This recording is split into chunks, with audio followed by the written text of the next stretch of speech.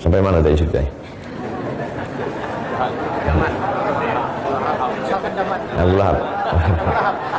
Artinya bahwa kita sekarang sedang nampak tilas sejarah bagaimana Nabi bersama para sahabat. Di Madinah ini dulu ada dua suku yang besar. Satu nama sukunya Aus. Satu nama suku, bukan Haus. Alif, Aus. Satu lagi nama sukunya Khazraj. Apa namanya? Khazraj. Nama Aus, nama Khazraj. Hobi perang. Hobi berperang. Berperang aja. Salah sempadan tanah sedikit, perang. Salah sedikit masalah nikah, perang. Salah sedikit masalah, perang. Lalu kemudian datanglah Nabi Muhammad SAW mempersaudarakan antara muhajirin yang datang dari Makkah, dipersaudarakan dengan Ansor yang ada di Madinah. Dan di antara Madinah itu pula dipersaudarakan lagi antara Aus dan Khazraj. Pagi ini kita sedang mempersaudarakan antara Jambi dan Medan, antara Jakarta, Palembang. Jadi tidak lagi ada, semuanya adalah la ilaha illallah. Jadi jangan lagi sampai di Madinah berkelahi di Madinah. Kau dari tadi aku udah berdiri sini, ngantri lah. Dulu orang berperang gara-gara kebun korma. Kebun korma 2 hektar yang sekilonya itu 250.000. Ini kelahi hanya gara kerupuk 1 piring. Gara-gara tak ngantri. Oleh sebab itu lapang-lapangkan dada. Ustaz Somad ngomong aja enak aja lapang dada. Dia kan gak ngantri. Saya ngantri juga. Kemarin saya datang ke apa nama tempat kemarin? Datang, ikut saya ngantri. Banyak yang moto waktu saya ngantri itu.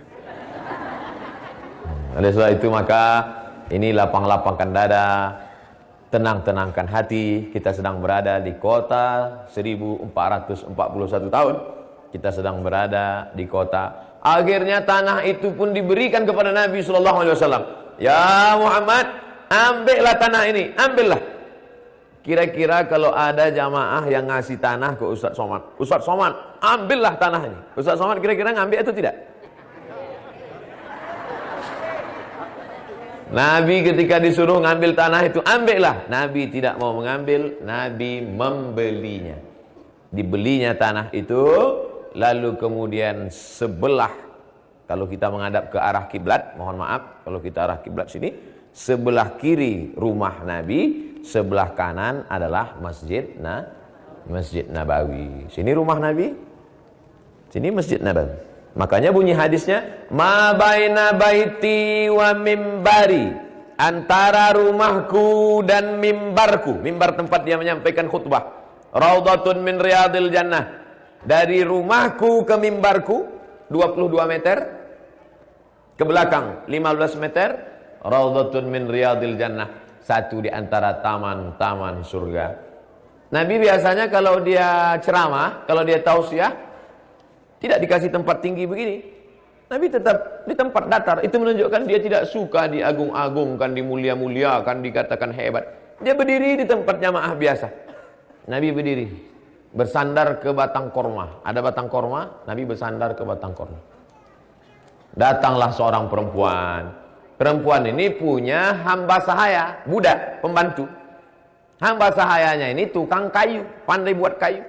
Kata si perempuan tadi, ya Rasulullah, mau tak kalau kami buatkan mimbar? Kata Nabi, silakan buatkan mimbar. Akhirnya tukang kayu si budak tadi pun membuatkan mimbar. Itulah asal muasal mimbar Nabi menyampaikan khutbah. Mimbarnya 3 lantai. 1, 2, 3. Pas macam mimbar kita sekarang. 1, 2, 3. Berdirilah Nabi menyampaikan khutbah. Sejak itulah ada mimbar. Sebelum itu tak ada mimbar. Nabi berdiri di atas. Ketika Nabi sedang berdiri di atas, kata Nabi, aku sedang melihat haud. Haud artinya kolam, telaga. Aku sedang melihat haud. Sahabat tak ada melihat. Nabi saja melihat. Dibukakan Allah hijab dari mata Nabi. Lalu Nabi melihat telaga. Kata Nabi, aku sedang melihat haud. Siapa yang minum di telaga ini, dia tidak akan haus. La yazma'u fiha abada. Dia tak akan haus untuk selamanya, kata Nabi. Mudah-mudahan kita termasuk yang minum di telaga itu. Siapa yang minum di telaga ini, dia tidak akan haus untuk selamanya, kata Nabi SAW. Lalu kemudian ketika itu sahabat bertanya, siapa yang minum di situ nanti ya Rasulullah? Kami minum ya Rasulullah. Ya, kata Nabi. Ada nanti yang minum di telaga itu ikhwani. Ikhwani. Yang minum di telaga itu nanti ikhwani. Sahabat bertanya, siapa ikhwani itu ya Rasulullah? Amanu bi walam yarawni. Mereka percaya kepada aku padahal matanya tak pernah melihat aku.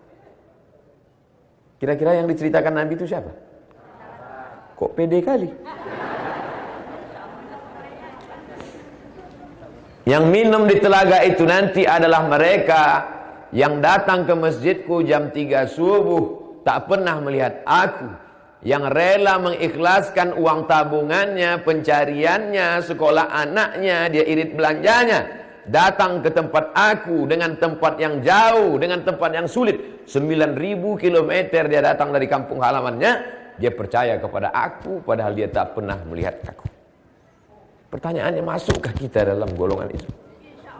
Dalam doa ibu, dalam doa bapak, sampai hari besok Sabtu, sampai hari Ahad, mau doa anak, mau doa keluarga, mau doa kampung, mau doa terserah, tapi selipkan, masukkanlah Abdul Somad dalam hambamu ya Allah. Dalam hamba yang minum, masukkanlah rombongan kami ya Allah. Tapi doanya semua, jangan ya Allah masukkanlah rombongan travel kami aja. Jangan bersedih walaupun hidupnya 1441 tahun sesudah Nabi. Karena yang dinilai bukan bersama Nabi, bukan melihat Nabi. Karena kalau yang melihat Nabi masuk surga, Abu Lahab, Abu Jahal melihat Nabi, tapi neraka jahanam tempatnya. Tabbat yada abi lahabin wa tab. Innallaha la yanzuru ila ajsamikum, Allah tak melihat badan kamu. Wala ila suwarikum, Allah tak melihat rupa wajah kamu. Walakin yanzuru ila qulubikum, yang dilihat Allah adalah hati kamu. Yang ditengok Allah tuh hati kamu. Bersihkan hati kita, bersihkan dari hasad, bersihkan dari dengki, bersihkan dari takbur, merasa diri lebih hebat, lebih sombong. Kenapa Ustaz tak duduk aja di kursi di sini? Kan enak ceramah duduk kursi. Sebaya-sebaya almarhumah mak saya ada. Duduk saya di atas. Dia senang, dia menganggap saya ini anaknya. Tapi saya melihat dia, sanggup kita duduk. Ustaz kan tinggi juga ini. Kalau gitu turun di bawah. Jangan merasa angkuh, jangan merasa sombong. Boleh jadi ibu yang di sana, bapak yang di sana, yang bukan ustaz, bukan ustazah, tapi hatinya lebih bersih, doanya menembus pintu langit, mengoncangkan tiang arsy Allah, karena makanannya halal, karena hatinya ridha, cakapnya tak banyak. Man katsura kalamuhu katsura saqtuhu. Siapa yang paling banyak cakapnya, dia yang paling banyak dosanya. Selama di sini siapa yang paling banyak cakapnya? Mudah-mudahan segala cakap yang salah diampuni Allah. Makanya di akhir majlis nanti kita baca doa kafaratul majlis. Subhanakallahumma wa bihamdika asyhadu an la ilaha illa anta astaghfiruka wa atubu ilaik. Nanti belum lagi. Mau cepat aja. Lalu kemudian berapa lama Nabi di sini? Nabi di sini tepat selama 10 tahun. 10 tahun Nabi di sini. 10 tahun lebih kurang. Tahun pertama tak bisa pulang kampung. Tahun kedua tak bisa pulang ke Makkah. Tahun ketiga belum juga bisa. Tahun keempat tidak bisa. Tahun kelima tidak bisa. Tahun keenam belum pulang. Tahun kelima belum. Tahun keenam. Tahun keenam mimpilah sahabat. Pagi-pagi sahabat datang. Ya Rasulullah, ya. Tadi malam aku mimpi. Apa mimpimu? Aku melihat kita masuk ke kota Makkah dalam keadaan mencukur rambut, tawaf, sa'i, ta'allul, mu'alliqin, mencukur rambut, muqassirin, menggunting potong pendek. Mimpi adalah ilham. Berarti signal bahwa Nabi diizinkan Allah untuk melaksanakan umrah. Berapa tahun meninggalkan Makkah? 6 tahun, Pak. 6 tahun. Ini di Madinah udah ada 6 hari. 6 tahun meninggalkan kota Makkah di perantauan jauh 500 km. Naik onta 8 hari 8 malam. Ditahankan demi untuk. Nabi kira-kira pindah kemari ini untuk kaya? Bukan. Nabi pindah kemari ini untuk dakwah kita supaya kita mati dalam la ilaha illallah Muhammadur Rasulullah. Jadi kalau di sini selama baru 3 hari 4 hari belum ada apa-apanya. tidur pakai AC, jalan ke masjid dekat. Dia 8 hari 8 malam naik onta ke masjid. Dia kaya, istrinya kaya Khadijah. Dia saudagar hebat. Bukan dia miskin, dia bukan susah.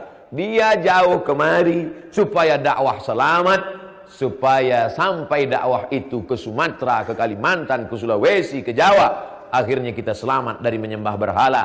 Lahir diazankan ke telinga dan mati insyaallah kita semuanya mengucapkan la ilaha illallah Muhammadur Rasulullah. Jadi ucapkan terima kasih ke Nabi. Bagaimana cara mengucapkan terima kasih ke Nabi? Allahumma salli ala Sayyidina Muhammad wa ala ali Sayyidina Muhammad. Beli tasbih yang panjangnya 100. Di ujung 100 itu ada 10. Asal sudah habis 100, 1. Habis 100, 1. Habis 100, 1. 100 kali 10, 1000. Habis 1000, tambah lagi. Jangan habis 1000 dipoto pula. Alhamdulillah udah 1000. Yang tahu cukup kita saja. Allahumma salli ala sayyidina Muhammad wa ala ali sayyidina Muhammad. Allahumma salli ala sayyidina Muhammad wa ala ali sayyidina Muhammad. Allahumma salli ala sayyidina Muhammad. Rasanya tak layak tangan ini bersalaman dengan tangan Rasulullah karena banyak silap salah dan dosa. Rasanya tak layak mata ini melihat wajah Rasulullah karena mata banyak melihat maksiat. Rasanya tak layak lidah ini bicara dengan Rasulullah karena lidah kita banyak ghibah, namimah, caci maki, sumpah serapah. Rasanya tak layak kita ini dekat dengan Rasulullah karena banyak aib, cacat dan dosa. Maka kita perbanyak istighfar. Allahumma salli ala sayyidina Muhammad. Astaghfirullahalazim, astaghfirullahalazim. Wa bil asharihum yastaghfirun. Waktu yang paling bagus beristighfar waktu sahur. Azan pertama sejam sebelum azan subuh. 5.45 azan subuh. Berarti 4.45 azan pertama. Situ masuk waktu paling afdal istighfar. 1 jam tu beristighfar, aja beristighfar. Kawan saya di sebelah tu Pak Ustadz hanyut dalam istighfar. Bukan cuma matanya meleleh, bibirnya pun meleleh. Bukan istighfar, itu tertidur. Istighfar. Cepat-cepat datang ke masjid. Beristighfar. Itu Ustaz Somad itu pandai ceramah aja itu. Jangan-jangan dia tidur di kamar. Saya memang tidur di kamar. Saya tak tidur di masjid. Saya jalan masjid. Kenapa tak pernah Ustaz jumpa kami di masjid? Kalau nampak ke muka begini, habislah diserbu orang. Ini kalau di masjid.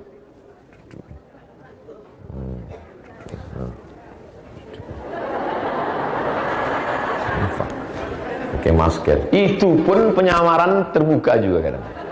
Ketahuan. Ustaz Ustaz. Jadi jangan Bapak Ibu nanti nganggap apa tuh Ustaz Somad tuh. Kami 4 hari di Madinah. Sekali pun tak pernah nampak kami dia di Madinah. Bapak Ibu yang dimuliakan Allah Subhanahu wa taala. 6 tahun tak balik ke kampung. Tahun ke-6 barulah balik ke kota Makkah Al-Mukarramah mau umrah. Sampai di perbatasan. Nama perbatasannya Hudaybiyah. 22 km dari kota Makkah. Di Hudaybiyah dicegat. Muhammad tak boleh masuk. Kalau sampai masuk pertumpahan darah. Berhasilkah Nabi tahun ke-6 itu melaksanakan umrah?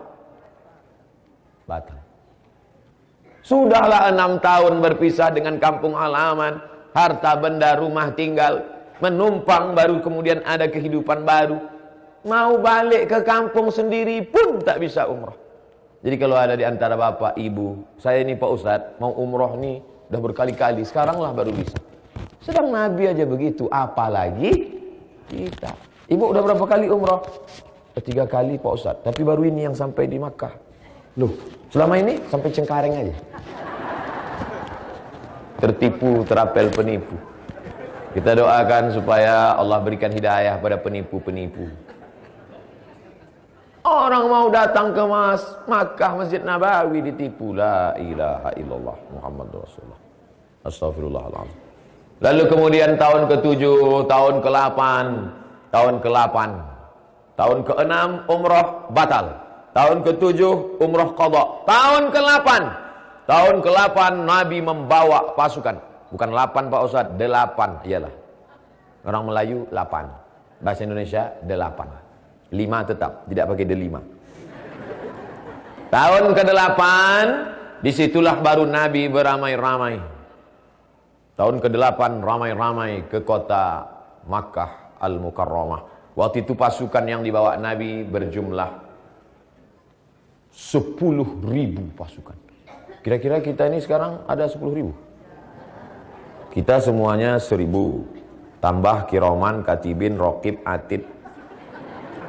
Lain lagi tuyul. Ada yang bawa? Ada yang bawa? Tinggal semua bang. Ada yang aku tinggal di airport bos. Nabi membawa pasukan 10.000 di belakang. Datanglah panglima. Waktu itu panglima perangnya namanya Sa'ad bin Ubadah. 8 hari 8 malam naik onta sampai ke Makkah. Dicabut Sa'ad bin Ubadah pedangnya. Apa kata dia? Hadza yaumul malhamah. Ini hari balas dendam. Ini hari balas dendam. Siapa yang dulu mengusir Muhammad, hari ini ku pancung kepalanya, kata Sa'ad. 10.000 pasukan di belakang. Pakai baju besi, pakai tombak, pakai anak panah, pakai tameng, siap. Panglima perang gagah berani. Siapa yang mengatakan dulu mengusir Muhammad, hari ini kami pancung kepalanya, kata Sa'ad. Nabi memanggil Sa'ad. Sa'ad, tahan. Sini tahan. Sini Sa'ad. Sa'ad pun datang. Apa kata kau tadi Sa'ad? Hadza yaumul malhamah. Ini hari balas dendam. Kata Nabi, hadza yaumul marhamah. Ini hari berkasih sayang. Malhamah pakai lam. Ini hari balas dendam. Tapi Nabi merubah lam menjadi ra. Hadza yaumul marhamah. Ini hari berkasih. Kira-kira kita sekarang ini malhamah atau marhamah? Tapi jangan pula nanti anak lahir kembar kasih dua. Malhamah, marhamah. Jadi nanti siang habis sholat Jumat makan, marah betul nanti di belakang. Walaupun mau berteriak, hadza yaumul marhamah. Jangan kau potong-potong, ku potong leher kau. Ini hari berkasih sayang. Ini hari berkasih sayang karena kita sudah mampu melawan ego kita. Duit 30 juta, mestinya ibu mau beli gelang besar sebesar rantai sepeda, ya kan, Bu? Iya kan Pak? 30 juta itu bisa apa-apa aja tuh Pak. Bisa mobil baru, bisa rumah baru, bisa... Saya tak ada bilang ya mereka. Tapi semuanya mengalahkan egonya, mengalahkan hawa nafsunya. Padahal mestinya yang ngajak shopping, yang ngajak belanja itu kan ibu kan? Iya Pak Ustaz. Tapi kemudian dia kalahkan semuanya, dia katakan, Papa, ayah, tak usah kita shopping, tak usah kita belanja. Tahun ini kita pergi ke makam Rasulullah SAW. Maka ini yaumul marhamah. Ini hari kasih sayang. Ini hari kebahagiaan.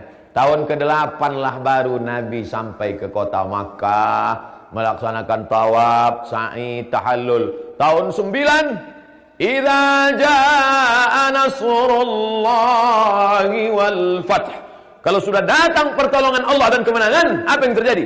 Wa ra'aitan nasa yadkhuluna fi dinillah. Kau lihat mereka masuk Islam berbondong-bondong, afwaja. Bukan satu, bukan dua, bukan tiga, sekampung. Tahun ke-9 berbondong-bondong datang ke kota Masjid Nabawi, ke kota Madinah. Makanya kalau kita menghadap ke arah kiblat, ini mimbar Nabi, ini mihrab tempat Nabi jadi imam, ini dinding kamar Nabi, ada tiang. Tiang yang pertama namanya tiang ustuanah. Ustuanah bahasa Arabnya tiang. Ustuanatus sarir, tertulis di atas. Ustuanatus sarir. Tiang sarir, tempat tidur. Karena di bawah tiang itu ada tempat tidur Nabi ketika melaksanakan iktikaf. Tidur Nabi di atas tempat tidurnya bukan macam tempat tidur kita di hotel sekarang. 2 lapis kasurnya, segini tingginya. Bangun Nabi bebekas di pundaknya anyaman pelepah korma. Nabi yang paling mulia, tak ada orang masuk surga sebelum dia. Tak ada orang selamat kalau tidak menyebut nama dia. Kalau ada orang tidak menyebut nama dia, neraka jahanam tempatnya. Karena orang mesti selamat menyebut nama dia. Asyhadu an la ilaha illallah, asyhadu anna Muhammadar Rasulullah. Bangun dia tidur berbekas pelepah korma di pundak. Di bawah tiang itulah tempat tidur Nabi, Ustuanatus Sarir. Di belakang Ustuanatus Sarir ada Ustuanatul Haras. Haras artinya penjaga. Karena di situ Sayyidina Ali tegak menjaga. Tempat Sayyidina Ali menjaga. Di belakang Ustuanatul Haras, tiang ketiga, ada namanya Ustuanatul Wufud. Tiang menyambut tamu. Nabi duduk bersandar ke tiang, tamu-tamu datang bersyahadat. Satu persatu tamu datang tahun ke-9. Asyhadu an la ilaha illallah, asyhadu anna Muhammadar Rasulullah. Belajar salat, zakat, puasa, haji, pulang membawa Islam. Akhirnya sekeliling jazirah Arab semuanya bersyahadat asyhadu an la ilaha illallah wa asyhadu anna Muhammadar Rasulullah. Tahun ke-9. Tahun ke-10 barulah dia melaksanakan haji wada. Haji wada lah dia tahun ke-10. Tegak dia. Apa kata dia? La alqakum ba'da hami hadha. Setelah tahun ini mungkin aku tak akan jumpa lagi sama kalian, kata Nabi. Setelah tahun ini tahun terakhir aku tak akan jumpa lagi sama kalian. Disangka orang itu ucapan orang, ungkapan biasa saja. Tapi rupanya kalimat itu betul. Haji Zulhijjah, Muharram, Safar, Rabiul Awal, Nabi meninggal dunia. Tepat pada hari Senin. Nabi sakit. Ketika Nabi sakit, Nabi tidur di kamarnya. Di samping kamarnya itu dinding. Di dinding itu ada jendela. Dibukanya jendela begini. Yang jadi imam Abu Bakar Siddiq. Dibukanya jendela. Disangka sahabat Nabi akan keluar. Maka mereka menunggu. Tapi Nabi memberikan kode tangan mengatakan tidak. Artinya dia tak sanggup lagi sudah. Akhirnya Abu Bakar lah menjadi imam. Akhirnya Nabi meninggal dunia di pangkuan Aisyah, di kamar Aisyah. Makam Nabi sekarang itu adalah kamar Aisyah, di pangkuan Aisyah. Satu sisi datanglah Fatimah, rumah Fatimah di belakang. Ini arah kiblat, kamar Nabi dengan Aisyah di depan, rumah Fatimah dengan Sayyidina Ali di belakang. Makanya yang di belakang itu yang mengarah ke perempuan ibu-ibu itu namanya Hujrah Fatimah, kamar Fatimah. Datang Fatimah ke kamar ayahnya, berbisik Rasulullah. Bisikan pertama, meleleh air mata Fatimah. Bisikan kedua, tersenyum Fatimah. Setelah Nabi meninggal, Aisyah bertanya. Hadis itu diriwayatkan Aisyah. Aisyah, kenapa engkau tersenyum? Kenapa engkau menangis? Kata Fatimah, aku pertama menangis karena pertama itu Nabi berbisik, aku tak lama lagi akan meninggalkan kau Fatimah. Nabi menangis. Kenapa kau tersenyum? Karena bisikan kedua Nabi berkata, setelah aku mati, engkau orang pertama yang akan menyusul aku. 6 bulan setelah Nabi meninggal, meninggallah Fatimah. Jarak meninggalnya Nabi dengan Fatimah hanya 6 bulan saja. Aku akan meninggal Fatimah. Meleleh air mata Fatimah. Tapi kau orang pertama yang akan menyusul aku. Tersenyum Fatimah. Karena penderitaan itu hanya dia tahankan 6 bulan saja. Ainani, ada 2 mata. La yamassahu nar, ada 2 mata yang tidak akan tersentuh neraka jahanam. Pertama, ainun bakat min khasyatillah, mata yang menangis karena takut dosanya tak diampuni, karena banyak makan riba, karena banyak makan haram, merasa tak layak jumpa dengan Nabi. Datang takutnya, datang rindunya, datang cemasnya, menangis dia. Yang kedua, ainun tahrusu fi sabilillah, mata yang berjaga di tengah malam perang jihad 24 jam tak tidur. Itulah mata yang akan ditolong dari neraka jahanam. Ustaz ngomong tentang nangis, Ustaz aja tak menangis. Kalau saya menangis, siapa yang ceramah? Bapak Ibu, kalau selama di Masjid Nabawi menangis, tadi pagi saya sholat di belakang, di depan saya ada orang India. Pertama diangkatnya tangan. Lama-lama saya tengok bergoncang bahu. Rupanya dia sedang menangis. Entah apa ditangisnya saya tak tahu. Tapi yang jelas kita melihat zohirnya saja.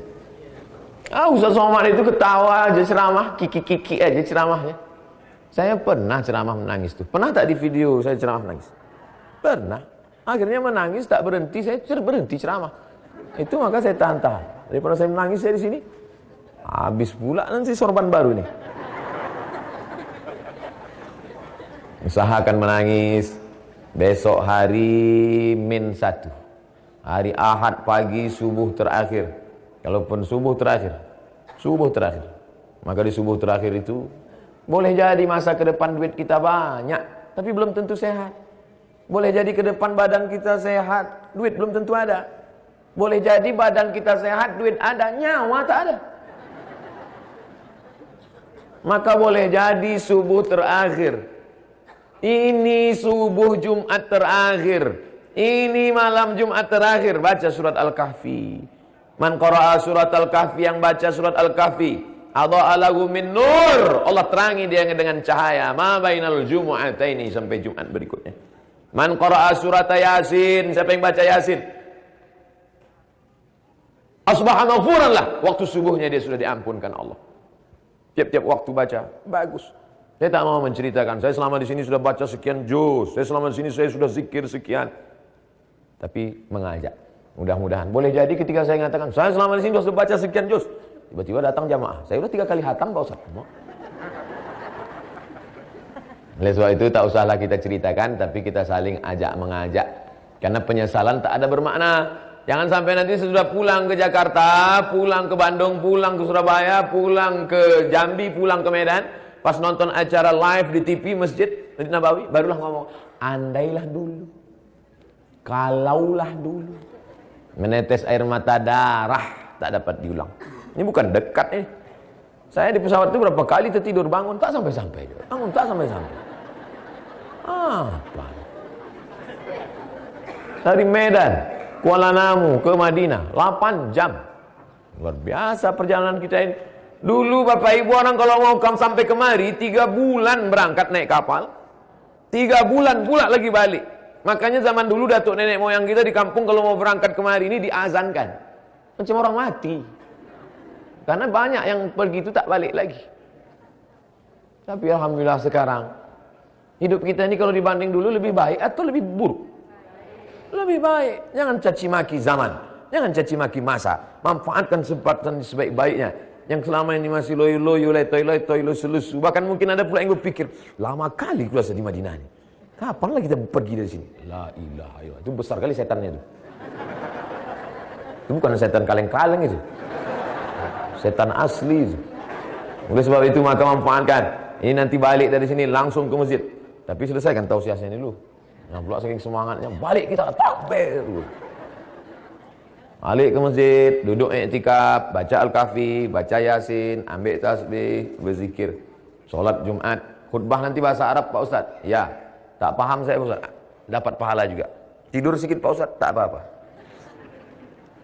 Habis solat, saya paham. Banyak jamaah Indonesia ini saya tengok asal habis solat langsung pulang. Habis solat langsung pulang. Pas dia tanya, Bapak kok nggak zikir dulu? Takut nasi habis. Tak apa-apa. Pulang, makan, bersih-bersih, wudhu, datang lagi ke masjid. Masuk nanti jam 2, jam 3.30 sudah azan asar. Habis asar, jam 4, jam 6 sudah maghrib. Dari maghrib ke isya. Masuk nanti jam 2, keluarnya habis isya. Nanti malam masuk jam 3, keluarnya habis subuh. Jadi kalau masuk nanti jam 2, 3, 4, 5, 6, 7, 8, 6 jam iktikaf dalam. Nanti kalau masuknya malam jam 3, 4, 5, 6, 7, 4 jam. Bisalah kita selamatkan diri kita lebih lama dalam masjid daripada di luar masjid. Jangan sampai orang berdatangan ke masjid mau sholat, kita balik bawa 2 kresek. Karena kita bisa masuk. Haji, haji. Ustaz ni ngejek ni, tak. Apa pula ngejek? Saya cerita aja. Jangan pengalaman pribadi ni Pak Ustaz. Apa yang dimuliakan Allah Subhanahu wa taala. Lalu kemudian Nabi Muhammad SAW meninggal hari Senin, maka sejak itu sepilah. Sepi Madinah, tidak. Tapi sebagian sahabat tak sanggup. Siapa muazin Nabi? Bilal. 2 muazin Nabi. Satu namanya Abdullah bin Ummi Maktum. Satu lagi Bilal bin Rabah. Meninggal Nabi Muhammad SAW, Bilal pindah ke Damaskus. Bilal makamnya di Damaskus. Pindah dia. Nabi meninggal, naik Abu Bakar Siddiq 2 tahun setengah jadi khalifah. Bilal tak balik. Meninggal Abu Bakar, naik Umar. Umar menyuruh Bilal pulang. Bilal, pulanglah. Kenapa kata Bilal? Karena orang Madinah rindu mendengar suara azanmu. Bilal tak mau pulang. Kenapa Bilal tak mau pulang? Tak sanggup dia azan di situ. Karena setelah azan nanti dia pasti qobliyah. Habis qobliyah dia yang biasa mengetuk pintu dinding kamar Nabi. Di depan mimbar ada bapak ibu tengok nanti kalau ada macam pondok kecil dari batu, sampai sekarang masih ada. Bilal azan di situ di atas. Biasanya habis azan habis qabliyah Bilal yang mengetuk pintu itu. Ya Rasulullah, sudah boleh iqamat. Apa kata Rasulullah? Aqimis shalah.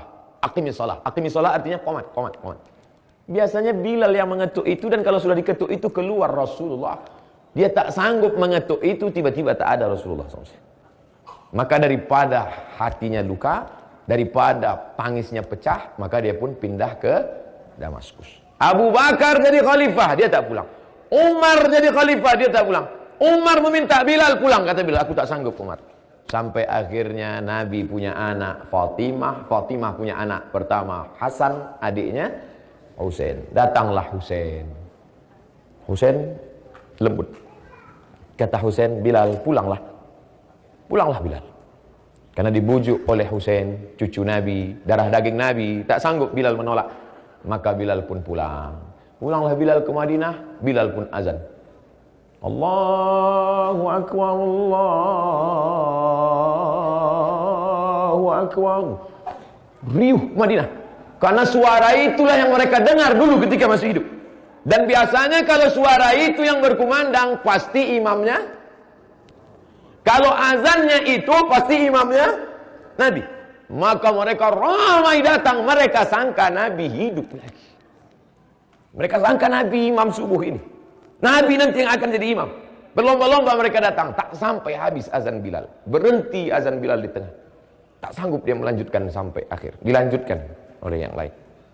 Begitulah cinta mereka kepada Rasulullah sallallahu alaihi wasallam.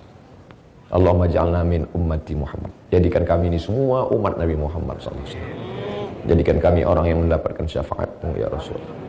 Assalamu alayka ayyuhan nabiyyu wa rahmatullahi wa barakatuh. Assalamu alayna wa ala ibadillahi salih. Ya Rasulullah.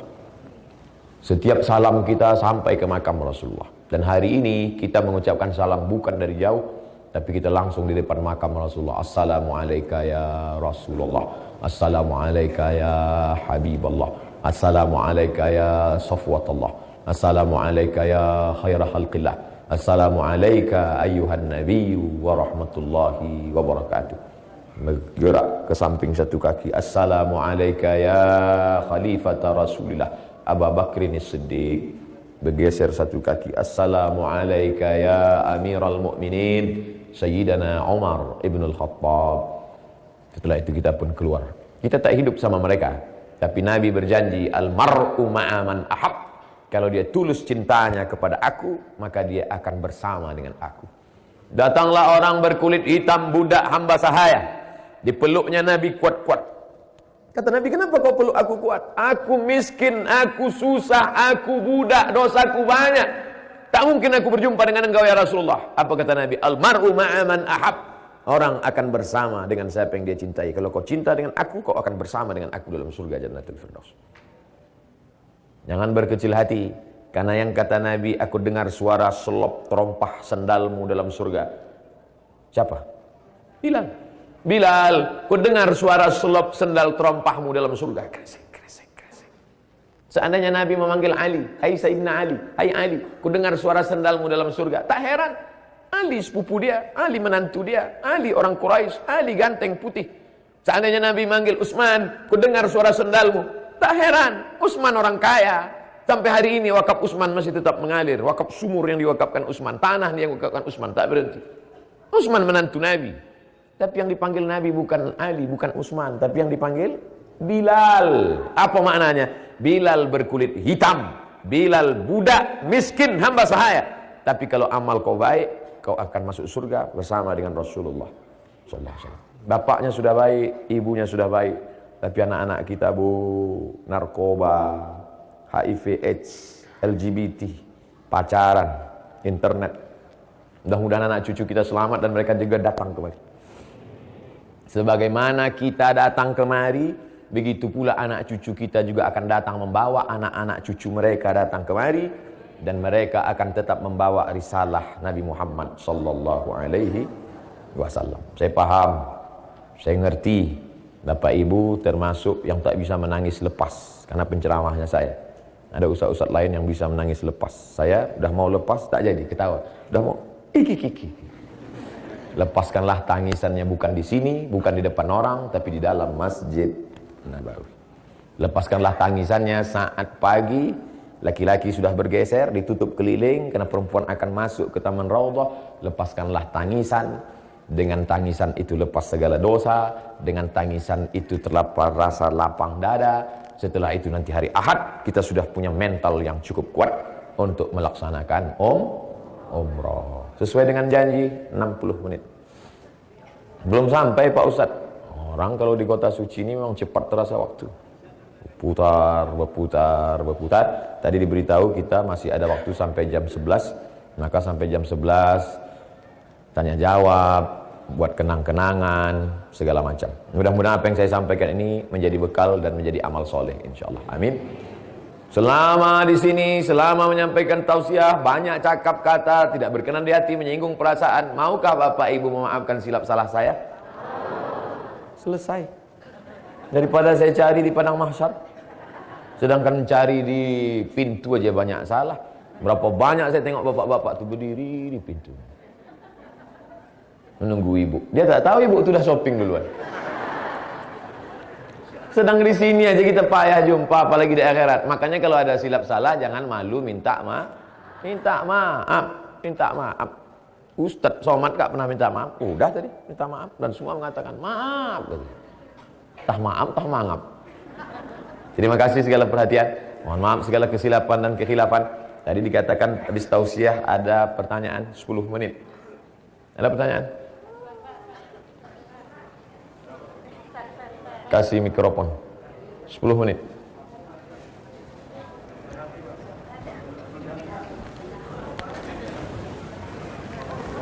Assalamualaikum warahmatullahi wabarakatuh. Waalaikumsalam. Saya Ibu Noli dari Jambi Rumah ingin menanyakan mewakili dari jemaah yang lain bahwa di buku Ustaz 99 masalah sholat menerangkan bahwa kita wajib mengqadha sholat fardu setiap saat. Apakah setiap kita sholat fardu harus salam dulu atau ada jeda untuk melaksanakan sholat qadha? Demikian Pak, terima kasih Ustaz. Assalamualaikum warahmatullahi wabarakatuh. Waalaikumsalam. Man taraka sholata muta'ammidan, siapa yang meninggalkan sholat secara sengaja, faqad kafara jihara, maka kafirlah dia secara nyata. La kafarata laha illa dzalik. Orang yang meninggalkan sholat, tidak ada cara menebus sholat itu kecuali dengan melaksanakan sholat itu. Kalau puasa ditinggalkan, tua renta tidak mesti puasa, tapi dibayar dengan fidyah. Silap-silap salah dosa kepada diri sendiri, kepada Allah istighfar, kepada orang bayar utang. Tapi sholat hanya bisa ditebus dengan sholat. Sepakat 4 mazhab paling tua, Hanafi, Maliki, Syafi'i, Hambali. Maka selesai sholat qadha. Assalamualaikum warahmatullahi. Assalamualaikum warahmatullahi. Berdiri lagi dia ke atas qadha. Boleh. Kalau selesai sholat itu saya ba'diyah dulu, boleh. Kalau selesai itu saya sholat jenazah dulu, boleh. Ini jangan sampai kita tinggal sholat jenazah. Man syahidal janazata hatta tusalla alaiha. Siapa yang ikut sholat jenazah, lahu qirat, dapat pahala 1 qirat. Jadi yang ikut sholat jenazah itu dapat pahala 1 qirat. Kok kenapa tak pernah mau ikut sholat jenazah? Itu kan fardu kifayah. Udah banyak kali, udah cukup tuh udah. Bukan masalah fardu kifayahnya, tapi karena mau dapat 1 qirat. 1 qirat itu apa? Seperti Bukit Uhud. Bukit Uhud itu berapa panjangnya? 7 kilometer. Maka ikut sholat jenazah. Saya mau sholat jenazah nih Pak Ustadz. Terus saya tak tahu entah apa kata imam itu.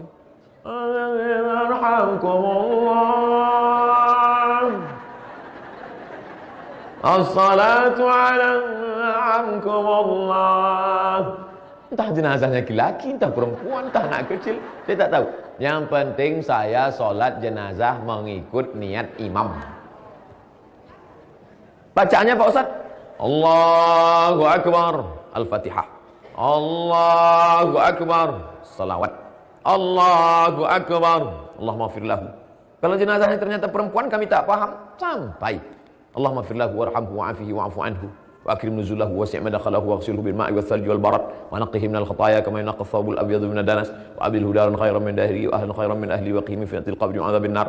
Allahumma la tahrimna ajrahu wa la taftinna ba'dahu waghfir lana wa lahu wa li ikhwanina alladhina sabaquna bil iman wa la taj'al fi qulubina ghillan lil ladzina amanu rabbana innaka ra'ufur rahim. Tahapan yang panjang Pak Ustaz, yang pendek aja. Allahumma ighfirlahu warhamhu. Dah cukup. Allahumma ighfirlahu warhamhu. Cukup.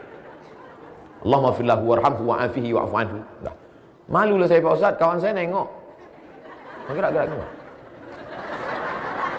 Kenapa di sini takbir yang keempatnya itu pendek? Karena doa keempat sudah ditarik ke tiga. Di tempat kita takbir keempat ada doa lagi. Di sini doa keempat itu sudah ditarik ke tiga. Makanya panjang di yang ketiga, yang keempat tak baca doa lagi, langsung salam. Jangan sampai meninggalkan sholat jenazah. Habis itu mau qadha, bagus. Jangan sampai meninggalkan qadha. Habis subuh qadha subuh, habis zuhur qadha zuhur, habis asar qadha asar. Berapa lama Pak Ustaz? Berapa lama sholat ditinggalkan? Berapa umur sekarang? 40 Pak Ustaz. Tinggal sholat sejak kapan? Sejak SD Pak Ustaz. Mak dalam tuh. Mudah-mudahan kita semuanya selalu istiqomah. Amin. Ada lagi? Harus seimbang, perempuan satu, laki-laki.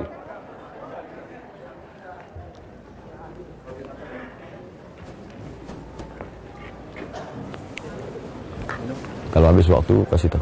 Ya. Udah bisa bagikan minum. Sudah nak minum, sudah minum. Enggak, mereka kasih minum. Haus.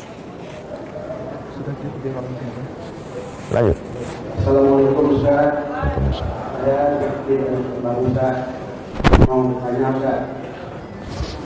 Kita dari kesempatan kita ke tanah haram ini menasih sekali Ustaz. Jadi kita apa namanya Ustaz? Berfoto-foto untuk lihat untuk kenang-kenangan kita. Jadi kita posting di FB, di Twitter, jadi supaya dengan dapat supaya bagaimana juga. Begitu tak? Pertanyaan saya. Assalamualaikum warahmatullahi wabarakatuh.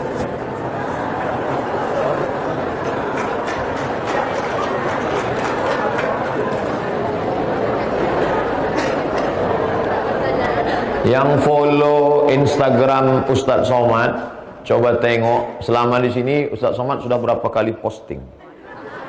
Tengok, jangan sampai Ustadz ini pandai ceramah aja, jangan posting-posting. Rupanya dia posting juga, banyak pula posting dia lagi. Tengok, selama dalam perjalanan umrah ini posting saya yang pertama,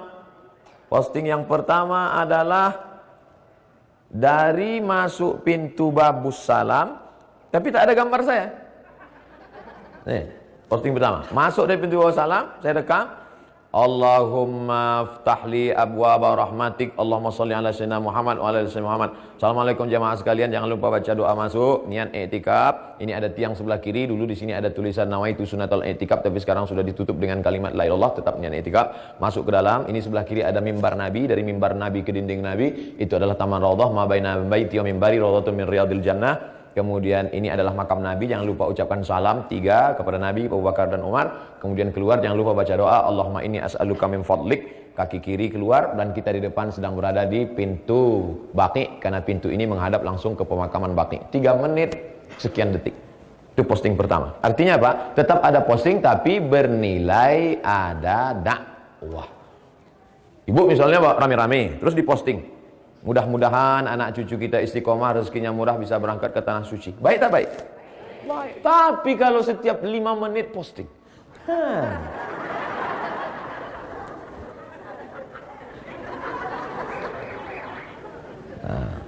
Saya mau jamaah cerdas. Posting kedua, selama di sini.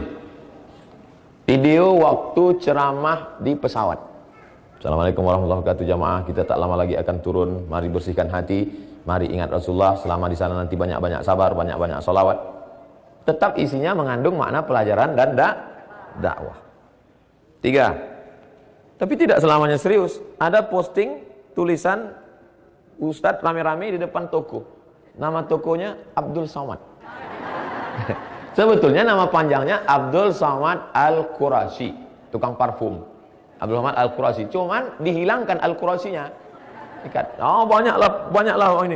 Oh, Ustaz dah buka cabang di Madinah ya. Posting keempat. Ada syekh duduk, kemudian dikelilingi oleh murid-murid sedang nyetor hafalan. Saya foto, saya posting. Tradisi duduk syekh dikelilingi oleh murid-murid adalah bernama halaqah. Apa namanya? Halaqah. Dulu Nabi duduk dikelilingi sahabat. Nabi meninggal duduk sahabat dikelilingi tabi'in. Tabi'in meninggal dikelilingi tabi'in. Sampai kepada Imam Mazhab, Imam Syafi'i duduk dikelilingi murid-muridnya. Sampailah kita orang Indonesia kebanggaan luar biasa. Dulu majlis yang paling ramai di kota Makkah. Ada tiang khusus namanya tiang Syekh Abdul Qadir Al-Mandili. Mandili mana itu? Mandailing Natal. Dari Madinah. Saya yang cerita ke saya itu Syekh Abdul Rahim Al-Banjari. Mana Banjari? Kalimantan Selatan. Dulu orang Nusantara kalau kemari, dari mana? Nusantara, bangga mendongakkan kepala. Karena ada halaqah fikih paling besar. Nama Imam Masjidil Haram waktu itu Syekh Ahmad Khatib Al-Minkabawi. Dari mana itu? Bukit Tinggi. Itu yang saya ceritakan. Jadi pelajaran. Di situ yang terakhir posting tadi, saya buat gambar pakai sorban, solawat di atas. Jangan lupa hari Jumat banyak-banyak bersolawat.